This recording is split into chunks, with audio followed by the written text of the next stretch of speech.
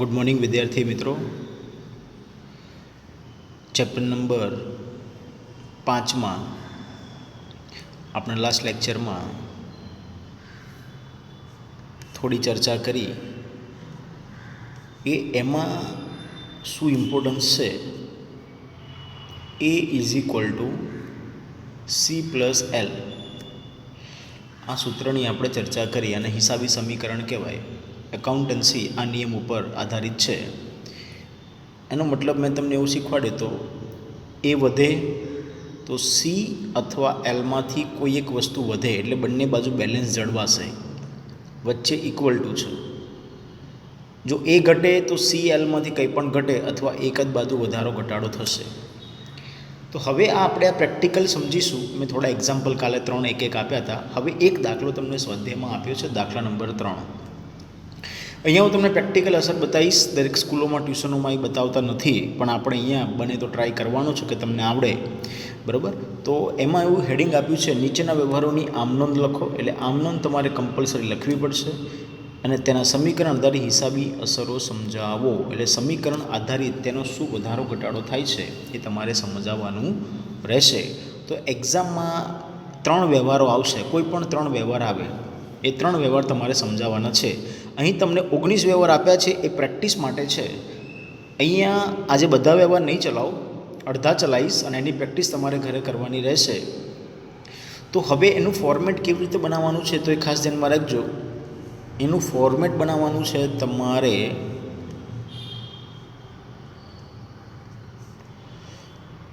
ક્રમ, આમનોંધ, ઉધાર, જમા અને સમજૂતી. આટલું ફોર્મેટ ક્રમ, આમનોંધ, ઉધાર, જમા અને સમજૂતી આટલું તમારે એક પેજમાં લેવાનું છે. સામેના પેજ ઉપર મિલકતો એટલે એ, મૂડી એટલે સી અને દેવું એટલે એલ. આટલું સામેના પેજમાં લેવાનું છે. એટલે તમારે આ દાખલો સામેના પેજ ઉપર ગણવાનો રહેશે મિત્રો. આ ખાસ ધ્યાનમાં રાખજો. આટલા વિગત એટલે આટલી ફોર્મેટ તમારે અહીં બનાવવાની રહેશે. તો હવે આપણે દાખલો સ્ટાર્ટ કરીએ છીએ, જેમાં પહેલી નોંધ એટલે કે પહેલો વ્યવહાર તમારો અહીં તમને આપેલો છે. ₹80,000 લાવી ધંધો શરૂ કર્યો. 80,000 રૂપિયા ધંધામાં આવ્યા. તો ધંધામાં 80,000 રૂપિયા આવ્યા. કોણ લાવ્યું હશે? માલિક લાવ્યો હશે. માલિક લાવે એટલે મૂડીમાં વધારો થાય અને ધંધામાં રોકડ આવી કહેવાય. તો એની પ્રેક્ટિકલ અસર શું આવે? તો પહેલાં એની આમનોંધ લખીશું, પછી રકમ લખીશું, પછી સમજૂતી બતાવીશું અને પછી એની સમીકરણ આધારિત અસર કેવી રીતે બતાવવાની છે એ સમજીશું. તો એ જોઈ લઈએ આપણે. સૌપ્રથમ પહેલી અસર છે અહીંયા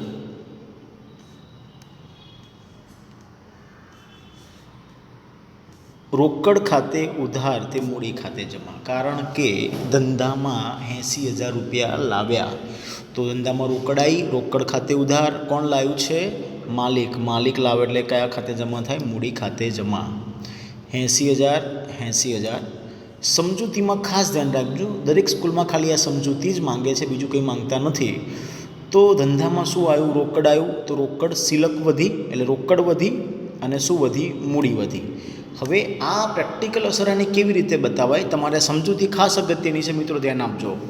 ફરી રિપીટ કરું છું. ધંધામાં રોકડ આવી, રોકડ વધી અને સામે શું વધ્યું? મૂડી વધી. તો હવે એની પ્રેક્ટિકલ અસર જો આપણે જોવી હોય તો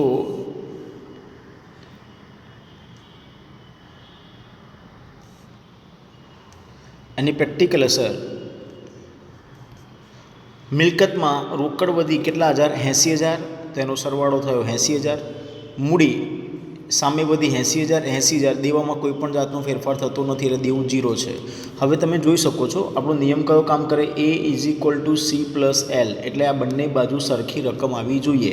એ એટલે મિલકતો, તો મિલકતો બાજુ 80,000 રૂપિયા આવ્યા અને એલમાં કોઈ વધારો થતો નથી, પણ હા સીમાં વધારો થાય છે. કેટલા રૂપિયાનો? 80,000 રૂપિયાનો સીમાં વધારો થાય છે. તો બંને બાજુ 80,000 રૂપિયા, એ અને સી બાજુ 80,000 થઈ ગયા. એટલે કે મારું જે બેલેન્સ છે એ બંને બાજુ ઇક્વલ રહેવું જોઈએ. હવે આ વ્યવહાર ઉપરથી જ હું દરેક વ્યવહારની કેલ્ક્યુલેશન કરીશ. આ ખાસ ધ્યાનમાં રાખજો. આ તમારો પહેલો વ્યવહાર મિત્રો અહીંયા પૂર્ણ થયો. રોકડ 80,000 રૂપિયા, એનો સરવાળો કર્યો 80,000, મૂડી 80,000, કારણ કે અહીંયા મેં આગળ તમને બતાવ્યું કે રોકડ સિલક વધી એટલે રોકડ વધી 80,000 અને મૂડી વધી તો મૂડીમાં 80,000 રૂપિયા મેં વધારો કરેલો છે. આ તમારો પહેલો વ્યવહાર મિત્રો અહીંયા પૂર્ણ થયો. હવે વાત કરીએ છીએ વ્યવહાર નંબર 2માં. તો વ્યવહાર નંબર 2 એ વ્યવહાર નંબર 1 ઉપર ડિપેન્ડ રહેશે, આ ધ્યાન રાખજો. બીજો વ્યવહાર, રૂપિયા 20,000 બેંકમાં ભરીને ખાતું ખોલાવ્યું. તો એનો મતલબ એવો થાય કે તમે પૈસા ક્યાં ભર્યા? બેંકમાં ભર્યા. તો એની નોંધ થશે બેંક ખાતે ઉધાર, કારણ કે બેંક લેનાર થઈ, બેંક વ્યક્તિ છે, વ્યક્તિ ખાતે લેનાર ખાતે ઉધાર, બેંક ખાતે ઉધાર. તમે બેંકમાં પૈસા 20,000 રૂપિયા ભર્યા છે, 20,000 રૂપિયા તો રોકડ ગઈ, રોકડ ખાતે જમા. એટલે હવે એની સમજૂતી શું થાય, એની પ્રેક્ટિકલ ઇફેક્ટ તમે વિચારો તો શું થાય? તમે બેંકમાં પૈસા ભર્યા એટલે બેંક સિલક વધી અને રોકડ સિલક ઘટી. તમે પૈસા બેંકમાં ભર્યા છે તો બેંક સિલક વધવાની છે, તમારી પાસે જે કેશ હતી એમાં શું થયો? ઘટાડો થયો. તો એની પ્રેક્ટિકલ અસર જોઈ લઈએ આપણે.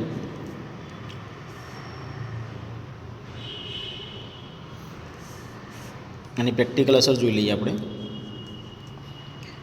બેંક ખાતે ઉધાર તે રોકડ ખાતે જમા, આ એની આમ નોંધ થઈ એટલે 20,000 રૂપિયા. એની સમજૂતી મેં હમણાં જ તમને કીધું, તમે બેંકમાં પૈસા ભર્યા એટલે બેંક સિલક વધી અને રોકડ સિલક ઘટી.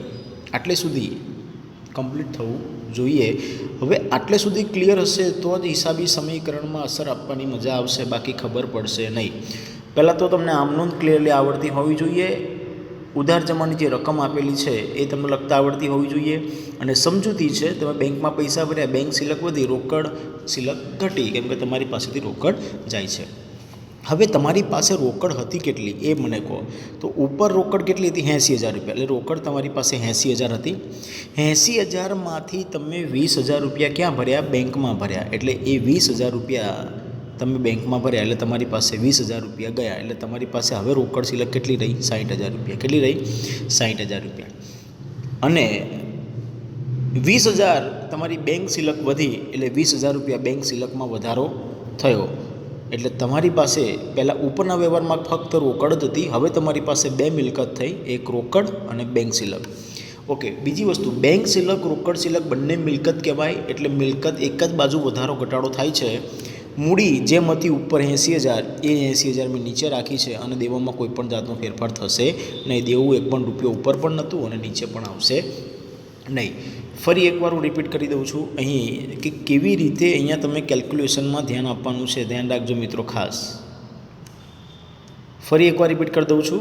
આ વ્યવહાર ઉપરના વ્યવહારથી કનેક્ટેડ હશે. તો તમારી પાસે ઉપર 80,000 રૂપિયા રોકડ હતી, અહીંયા મૂડી હતી 80,000 રૂપિયા, અને દેવું એક પણ રૂપિયા તમારી પાસે હતું નહીં. હવે જે 80,000 રૂપિયા હતા એમાંથી મેં 20,000 રૂપિયા, આ કનેક્ટેડ વ્યવહાર છે, ધ્યાન રાખજો, એમાંથી મેં 20,000 રૂપિયા, એટલે મારી પાસે 80,000 તો હતા, એમાંથી 20,000 રૂપિયા મેં ક્યાં ભર્યા? બેંકમાં ભર્યા. એટલે મારી પાસે હવે રોકડ કેટલી રહી? 60,000 રૂપિયા. કેટલી રહી? 60,000 રૂપિયા. તો રોકડ મેં દર્શાવી છે 60,000 રૂપિયા. ઓકે, હવે 20,000 મેં ક્યાં ભર્યા? બેંકમાં. બેંક સિલક એ પણ મારી મિલકત કહેવાય. તો મારે એ અહીંયા મિલકત બાજુ બતાવવું પડે કે હવે 20,000 રૂપિયા મારી પાસે શું રહ્યું? 20,000 મારી પાસે હવે બેંક સિલક છે. હવે મારી પાસે રકમ કુલ કેટલી રહી? આ 60,000 અને 20,000, ટોટલ કેટલી રકમ આવી? 80,000. અહીંયા પણ 80,000 અને મૂડીમાં કોઈ પણ ફેરફાર થતો છે નહીં, એટલે મૂડી પણ 80,000, દેવું અહીંયા કોઈ છે નહીં. એટલે 80 અને 80 બંને બાજુ ઇક્વલ થવું જોઈએ. તો આ બીજો વ્યવહાર તમારો મિત્રો અહીંયા પૂર્ણ થયો. હવે વાત કરીએ છીએ ત્રીજા વ્યવહારની. ત્રીજો વ્યવહાર પણ બીજા વ્યવહાર ઉપર જ ડિપેન્ડ રહેશે, એટલે ખાસ ધ્યાન રાખજો. શું લખ્યું છે? રૂપિયા 40,000ની ઈમાની પાસેથી માલની ઉધાર ખરીદી કરી છે. આ ધ્યાન રાખજો. અને 40,000ની ખરીદી કરી છે. હવે માલની ખરીદી કરી હોય મિત્રો એટલે ધંધામાં માલ આવ્યો એટલે સ્ટોકમાં વધારો થયો. કેમ કે જેટલો પણ માલ તમે ખરીદો છો એ શેમાં વધારો કરે છે? સ્ટોકમાં. તો સ્ટોક તમારી પાસે વધ્યો. ઓકે, હવે તમે જ્યારે ખરીદી કરો છો ત્યારે હંમેશા પૈસા ચૂકવવા પડે, પણ અહીંયા તમે પૈસા ચૂકવતા નથી, કારણ કે વ્યવહાર કેવો છે? ઉધાર વ્યવહાર છે. એટલે ઉધાર વ્યવહાર છે એટલે પૈસા તમે આપ્યા નથી, એટલે દેવું વધ્યું. શું વધ્યું? હા, તમે ચૂકવશો ખરા, પણ ક્યારે ચૂકવશો? ભવિષ્યમાં. એટલે તમારી પાસે દેવું પહેલાં નહોતું, હવે તમારી પાસે દેવું થયું. તો હવે પહેલાં અને બીજા વ્યવહારથી આપણે ત્રીજો વ્યવહાર કનેક્ટેડ કરીશું. તો હવે જોઈએ પ્રેક્ટિકલ અસર.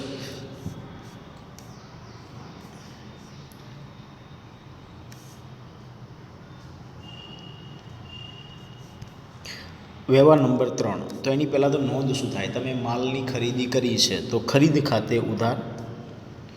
ખરીદી કરો તો ખરીદી 3 રીતે થાય: રોકડેથી થાય, ચેકથી થાય, કાં ઉધાર થાય. અહીંયા ઉધાર ખરીદી છે, અને જ્યારે ઉધાર ખરીદી હોય ત્યારે વ્યક્તિનું નામ આવે ને આવે. આપણે ઈમાની પાસેથી ખરીદી કરી છે, ઈમાની આપનાર છે, માટે આપનાર ખાતે જમા. ખરીદ ખાતે ઉધાર, ઈમાની ખાતે જમા. 40,000. હવે સમજૂતીમાં શું આવે? તમે માલ ખરીદ્યો છે તો ધંધામાં માલ આવ્યો તો માલ સ્ટોક વધ્યો. હવે તમારી પાસે દેવું 1 પણ રૂપિયો પહેલાં નહોતું. તમે પહેલાં બીજા વ્યવહારમાં જોજો, મેં તમને નોટમાં લખાયું છે. તો 1 પણ રૂપિયો દેવું ન હતું. હવે તમે માલની ઉધાર ખરીદી કરી છે તો શું વધ્યું? દેવું વધ્યું. તો સ્ટોક પણ વધ્યો અને દેવું પણ વધ્યું. તો હવે એની અસર કેવી રીતે બતાવાય? તો હવે પહેલાં મને એ વાતનો આન્સર આપજો. ઉપર રોકડ કેટલી હતી? 60,000. તો એ 60,000 એમને એમ લખીશ. રોકડમાંથી 1 પણ રૂપિયો ઘટાડો થતો નથી, 1 પણ રૂપિયો વધારો થતો નથી, તો એમને એમ મેં નીચે રિપીટ કરી છે 60,000 રૂપિયા. બેંક સિલક ઉપર કેટલી હતી? 20,000 રૂપિયા. એમાં પણ કોઈ ફેરફાર થતો નથી, તો 20,000 રૂપિયા બેંક સિલક અહીંયા એમને એમ લખેલી છે. યસ, એક વસ્તુ એડ થઈ છે, માલ સ્ટોક. શું એડ થઈ? માલ સ્ટોક તમારો એડ થયો. તો માલ સ્ટોક એ મિલકત કહેવાય. મિલકત બાજુ લખીશ હું 40,000 રૂપિયા માલ સ્ટોક. હવે મારો સરવાળો થયો 1,20,000 રૂપિયા. ત્રણે બાજુનો સરવાળો થયો. તો એ બાજુ એટલે કે મિલકત બાજુ 1,20,000નો સરવાળો થાય છે. તો મૂડી અને દેવા એટલે કે A = C+L બાજુ પણ C+Lમાં પણ એટલો 1,20,000 સરવાળો થવો જોઈએ. તો એ જોઈ લઈએ કેવી રીતે થાય છે.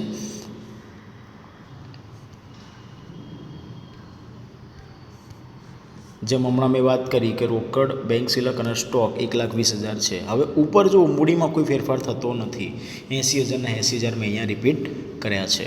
તો હવે દેવું વધ્યું હતું, યાદ છે? ઉપર 1 પણ રૂપિયો દેવું નહોતું, યાદ રાખજો. અહીંયા 80,000 જ થયા. મારે જોઈએ છે કે 1,20,000. તો હવે દેવું એટલે કે તમારી ઈમાનીને ચૂકવવાના કેટલા થાય છે? 40,000 રૂપિયા. તમે 40,000ની ખરીદી કરી છે, તો બંને બાજુનો સરવાળો કરતાં 80,000 અને 40,000 1,20,000 = થઈ ગયા. એટલે અહીંયા આપણે જે નિયમ શીખી રહ્યા છે A = C+L એ ઇક્વલ થાય છે. તો 3 વ્યવહાર ક્લિયર થયો. હવે આ ત્રણે ત્રણ વ્યવહાર એકબીજાના કનેક્ટેડ છે. જો પહેલો વ્યવહાર આવડશે તો બીજો સાચો પડશે, બીજો સાચો હશે તો ત્રીજો સાચો પડશે. એટલે આ તમારે પ્રેક્ટિકલ ઇફેક્ટ આ મેં બતાવી છે તમને. આને પ્રેક્ટિકલ અસર કહેવાય. બરાબર? દરેક સ્કૂલોમાં આ શીખવાડતા નથી, ખાલી બસ સમજૂતી શીખવાડે છે, કારણ કે આ સમજવામાં થોડું અઘરું પડે છે. પણ બેટા મિત્રો ખાસ ધ્યાન રાખજો કે બને તો આ વસ્તુ શીખતા રહેજો અત્યારે, જેથી કરીને આગળ જઈને તમને તકલીફ પડશે નહીં. હવે વાત કરે છે વ્યવહાર નંબર 4. વ્યવહાર નંબર 4માં એ વ્યવહાર નંબર 3 ઉપર ડિપેન્ડ રહેશે. વ્યવહાર નંબર 4માં શું કીધું છે? 30,000નો માલ રોકડેથી ખરીદ્યો. યસ, માલ અને ખરીદ્યો છે એટલે એક વસ્તુ ક્લિયર થઈ ગઈ. ખરીદ ખાતે ઉધાર આવશે, કારણ કે માલની ખરીદી કરી છે. ખરીદ ખાતે ઉધાર કેટલા રૂપિયા? 30,000 રૂપિયા. હવે એ માલની ખરીદી કેવી કરી છે? રોકડેથી ખરીદી છે. તો રોકડ જાય છે, રોકડ ખાતે જમા. તમે ખરીદી કરો એટલે પૈસા આપવા પડે, રોકડ જાય છે, રોકડ ખાતે જમા. તો એની આમનોમ ક્લિયર થઈ ગઈ. હવે એની સમજૂતી શું આવશે? તો ખરીદી કરી એટલે માલ સ્ટોક વધ્યો. એટલે આગળ જે માલ સ્ટોક હતો ને, ઉપર સ્ટોક કેટલો હતો? 40,000 રૂપિયા. આ 40,000માં તમે બીજો માલ ખરીદ્યો. કેટલા હજારનો માલ ખરીદ્યો? બીજો 30,000નો તમે આ માલ ખરીદ્યો છે. તો એક માલ સ્ટોકમાં પ્લસ થશે અને રોકડ તમારી જાય છે. એટલે રોકડ તમારી પાસે જે પણ હશે એમાંથી તમે રોકડા પૈસા ચૂકવ્યા છે, એટલે રોકડ સિલક ઘટશે. તો હવે એની સમજૂતી જોઈ લઈએ. પહેલાં તો તમને સમજૂતી ક્લિયર કરાવી દઉં છું, એટલે શું તમને દેખવામાં તકલીફ ના પડે બહુ. જો ચોથો વ્યવહાર, ખરીદ ખાતે ઉધાર તે રોકડ ખાતે જમા. કારણ કે તમે માલની ખરીદી કરી છે, તો માલ ધંધામાં આવ્યો, ખરીદ ખાતે ઉધાર અને રોકડા પૈસા ચૂકવ્યા છે, તો રોકડ ખાતે જમા 30,000. હવે સમજૂતીમાં શું આવશે? માલ ખરીદ્યો, માલ સ્ટોક વધ્યો, રોકડ તમે આપ્યા છે, રોકડ ઘટી. માલ આવ્યો તો માલ સ્ટોક વધ્યો અને રોકડ ઘટી. હવે આ વ્યવહાર નંબર 3નો જે તમારી પાસે ઇફેક્ટ હતી, જે તમે A = C+L બતાવ્યું હતું, એમાં આપણે હવે પ્લસ માઇનસ કરીશું. તો એ જોઈ લઈએ હવે આપણે.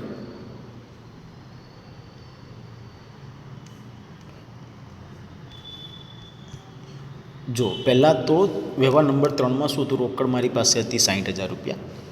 હવે એ 60,000માંથી મેં 30,000નો માલ ખરીદ્યો અને રોકડા આપ્યા છે, તો 30,000 રૂપિયા હું એમાંથી શું કરીશ, બાદ કરીશ. તો 30,000 બાદ કર્યા. હવે મારી પાસે રોકડ કેટલી રહી? 30,000 રૂપિયા રોકડ રહી. 30,000 શું રહી? રોકડ રહી.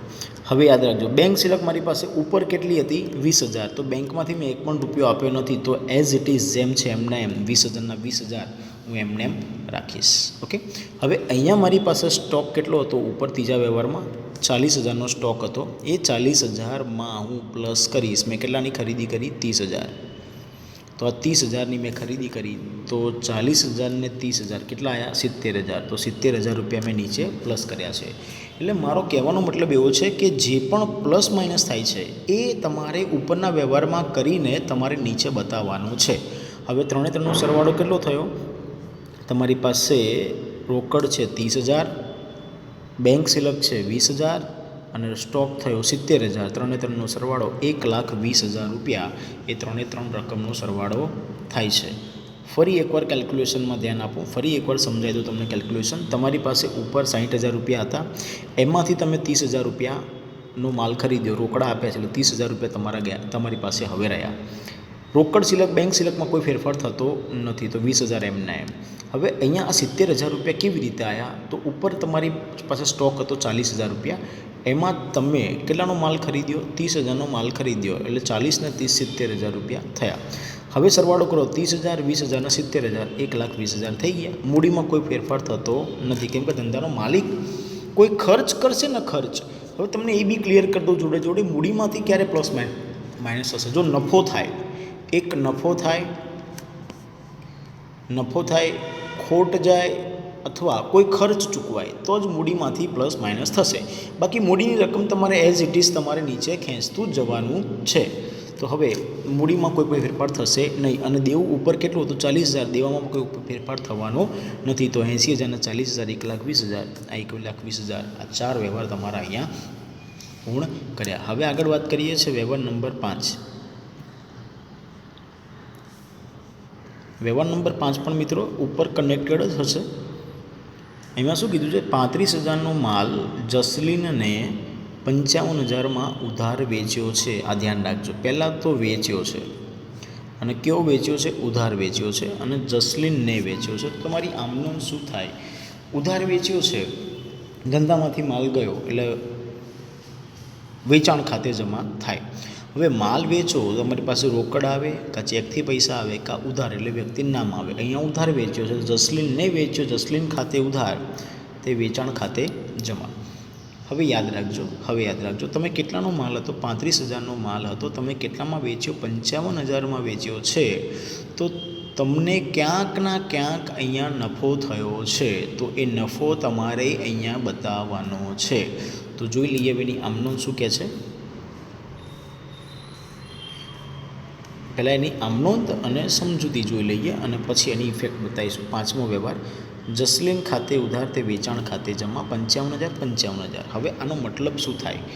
વેચાણ કર્યું છે એટલે માલ સ્ટોક ઘટ્યો. ઓકે. હવે તમે વેચાણ કરો એટલે તમારે પૈસા લેવાના થાય. તમારે પૈસા શું થાય? લેવાના થાય. તમને અહીંયા પૈસા મળ્યા નથી.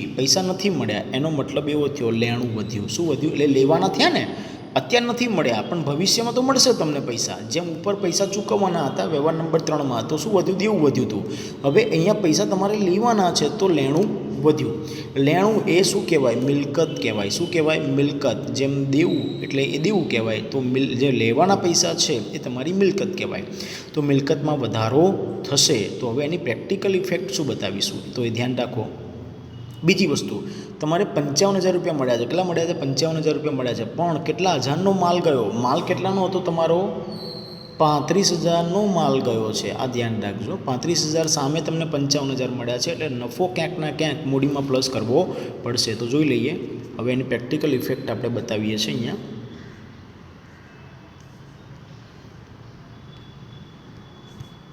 ઓકે. તો પહેલું તો ઉપર રોકડ કેટલી હતી? 30,000. તો રોકડમાં કોઈ ફેરફાર થતો નથી, તો 30,000 તમારે એમને એમ મૂકી દેવાના. ઉપર બેંક સિલક કેટલી હતી? 20,000. તો 20,000 બેંક સિલક એમને એમ મૂકી દેવાની. યસ. ઉપર સ્ટોક કેટલો હતો? 70,000 રૂપિયા આ 70,000 રૂપિયામાંથી તમે કેટલાનો માલ આપ્યો? યસ, યાદ રાખજો, 35,000 રૂપિયાનો માલ આપ્યો છે. ભલે તમને નફો ગમે એટલો થયો હોય તો 70,000 માઇનસ 35,000 રકમ બહાર નીકળી 35,000 રૂપિયા. આટલે સુધી ક્લિયર? ઓકે. બીજી વસ્તુ એ ખાસ ધ્યાન રાખજો કે 35,000નો માલ તમે કેટલામાં વેચ્યો? 55,000માં વેચ્યો છે. તો 55,000 એ તમારું શું થયું? લેણું. શું થયું? લેણું. તો તમારે એ પૈસા લેવાના થાય છે એટલે એ મિલકત કહેવાય. તો મિલકત બાજુ એક એન્ટ્રી વધશે, લેણું જસલીનનું. હવે સરવાળો કરો. જે બહારની રકમ છે 30,000, 20,000, 35,000 અને 55,000, 1,40,000 રૂપિયા તમારો સરવાળો આવ્યો. તો એ ઇઝ ઇક્વલ ટુ એટલે એ બાજુ એટલો રકમ આવી 1,40,000. તો સી પ્લસ એલનો સરવાળો પણ એટલો થવો જોઈએ. મેં તમને હમણાં જ કીધું હતું કે જ્યારે નફો થાય, ખોટ જાય કે પછી કોઈ ખર્ચ ચૂકવાય તો તમારે એ મૂડીમાં પ્લસ માઇનસ હશે. નફો થયો છે, કેટલા રૂપિયાનો નફો થયો છે? આ 35,000નો માલ તમે કેટલામાં વેચ્યો? 55,000માં. બંનેનો ડિફરન્સ પડ્યો 20,000 રૂપિયા. તો 20,000 રૂપિયા જે નફો થયો છે એ મૂડીમાં પ્લસ થશે. મૂડી આવી 1,00,000 રૂપિયા અને દેવું તમારું જે ઉપર હતું 40,000, એ 40,000 રૂપિયા તમારું દેવું નીચે રહેશે. તો 40,000 રૂપિયા તમારું અહીંયા દેવું અને 1,00,000 રૂપિયા તમારું અહીંયા મૂડી થઈ. તો બંનેનો સરવાળો 1,40,000 રૂપિયા તમારો અહીંયા ક્લિયર થઈ ગયો. તો આ જે સમજૂતી હતી એ મિત્રો ખાસ ધ્યાનમાં રાખજો. ઇન શોર્ટમાં ઉપરનો જે વ્યવહાર તમારો હોય છે, ઉપરનો વ્યવહાર એટલે કે જે આ વ્યવહાર તમારો છે વ્યવહાર નંબર 3, એમાં જે વ્યવહાર તમારો નવો બને છે પ્લસ માઇનસ કરીને રકમ બતાવવાની રહેશે. હવે મેં તમને એ શીખવી દીધું કે કઈ રકમ ક્યાં બતાવી અને કેવી રીતે બતાવી. એ તમને મેં થોડા કોન્સેપ્ટ ક્લિયર કરાવી દીધા. મિત્રો 5 વ્યવહાર પૂરા થયા છે. 5 વ્યવહાર 1, 2, 3, 4 અને 5 એકબીજાના કનેક્ટેડ છે. આ કેલ્ક્યુલેશન સમજવા થોડી પ્રેક્ટિસ કરજો તો લગભગ તકલીફ પડશે નહીં. હવે એના પછીનો વ્યવહાર જોઈએ છે, વ્યવહાર નંબર 6. એ પણ 5 ઉપર જ કનેક્ટેડ હશે. દરેક વ્યવહાર એકબીજાના કનેક્ટેડ જ હશે મિત્રો. 6થો વ્યવહાર ₹10,000નો માલ 18,000માં રોકડેથી વેચ્યો છે. જો ઉપર ઉધાર વ્યવહાર હતો 5મો, હવે આ રોકડેથી વેચ્યો છે. ઇફેક્ટ તો એ જ આવશે, માલ વેચ્યો છે અને કેવો વેચ્યો? રોકડેથી વેચ્યો છે. તો વેચાણ ખાતે જમા થશે અને રોકડેથી રોકડાઈ વેચ્યો તો રોકડ આવે. રોકડ આવે તો માલ મિલકતના નિયમ મુજબ રોકડ ખાતે ઉધાર. તો રોકડ ખાતે ઉધાર તે વેચાણ ખાતે જમા અહીંયા નોંધ થશે. તો શું નોંધ આવશે? અહીંયા સ્ટોક ઘટ્યો અને રોકડ વધી. એક જ બાજુ ઇફેક્ટ અહીંયા તમારી થશે અને ડિફરન્સ જે પડ્યો છે એ તમારો નફો છે ક્યાંક ના ક્યાંક. તો એ મૂડીમાં પણ પ્લસ થવાનો છે. તો 10,000નો માલ હતો, માલ 10,000નો જાય છે અને 18,000 રૂપિયા તમને મળે છે. તો હવે એની ઇફેક્ટ બતાવી દઈએ.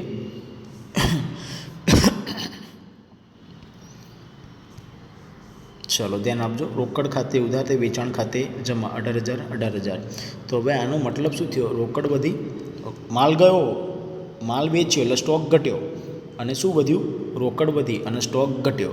તો હવે ઉપર જોવાની રોકડ તમારી પાસે કેટલી હતી? 30,000 હતી. તો 30,000માં રોકડ તમારી પાસે 18,000 રૂપિયા આવી એટલે તમારી પાસે રોકડ સિલક 48,000 રૂપિયા રહી. બેંક સિલકમાં કોઈ ફેરફાર થતો નથી. જે રકમમાં ફેરફાર ન થતો હોય, ઉપર જે રકમ આપી છે એ રકમમાં જો ફેરફાર ન થતો તો એમને એમ તમારે નીચે મૂકી દેવાની રહેશે. હવે બેંક સિલકમાં કોઈ ફેરફાર થતો નથી. હવે ઉપર સ્ટોક કેટલો હતો તમારી પાસે? 35,000. હવે 35,000માંથી તમે 10,000નો માલ વેચો. યાદ રાખજો, આ 10,000નો માલ તમને કેટલામાં વેચ્યો? 18,000 રૂપિયામાં વેચ્યો છે. તો માલ તો કેટલાનો હતો? 10,000નો જ હતો. તો 10,000 રૂપિયાનો સ્ટોક બાદ કરીશું, બહાર રકમ નીકળશે 25,000 રૂપિયા. હવે લેણું ઉપર કેટલું હતું? 55. લેણામાં કોઈ ફેરફાર થતો નથી. 55,000 એઝ ઇટ ઇઝ આપણે રાખીશું. તો સરવાળો તમારો થશે, સરવાળામાં કોઈ ફેરફાર થવાનો છે નહીં. તો હવે વાત કરીએ છીએ સામે કેવી રીતે ઇફેક્ટ આવશે. સામે ઇફેક્ટ કેવી રીતે આવશે તો એ થોડું ધ્યાન રાખજો.